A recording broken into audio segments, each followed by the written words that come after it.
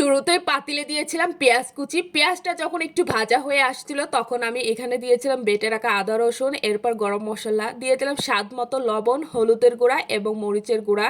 সবগুলো উপকরণ দিয়ে খুব ভালোভাবে নেড়ে চেড়ে এরপর এখানে দিয়েছিলাম ধুয়ে রাখা মুরগির মাংস। মুরগির মাংসটা দিয়ে আমি মশলার সাথে খুব ভালোভাবে উল্টিয়ে পাল্টিয়ে নেড়ে চেড়ে নেব।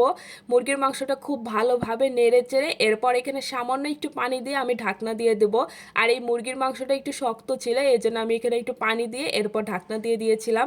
মুরগির মাংসটা খুব ভালোভাবে নেড়ে চেড়ে ঢাকনা দিয়ে দেওয়া হয়ে গেছে। এরপর ঢাকনা খুলে আমি এখানে দিয়েছিলাম কেটে রাখা আলু। আলু এবং মাংসটাকে আমি আবারও খুব ভালোভাবে নেড়ে চেড়ে নিচ্ছি। আর মাংস তরকারিতে কিন্তু আমি মাস্ট আলু দিয়ে ব্যবহার করব, কারণ আলু ছাড়া আমার মাংস তরকারি একদমই ভালো লাগে না। তো আলু এবং মাংসটাকে আমি খুব ভালোভাবে নেড়ে চেড়ে এরপর ঢাকনা দিয়ে দিয়েছিলাম। পানি যখন শুকিয়ে আসছিল তখন আমি ঢাকনা খুলে মাংস এবং আলুটা খুব ভালোভাবে কষিয়ে নিয়েছি। কষানো হয়ে গেলে আমি এখানে দিয়েছিলাম পরিমাণ মতো ঝোলের পানি। তো আজকে আলু দিয়ে মুরগির মাংসের ঝোল রান্না করব। ঝোলের পানি দিয়ে আমি ঢাকনা দিয়ে দিয়েছিলাম। মাংসটা হয়ে আসার আগে এখানে দিয়েছিলাম ভাজা জিরের গুঁড়ো, এরপর কিছুটা জাল করে মুরগির মাংস নামিয়ে নিয়েছিলাম। আর দেখুন রেডি হয়ে গেল আলু দিয়ে মুরগির মাংসের ঝোল রেসিপি।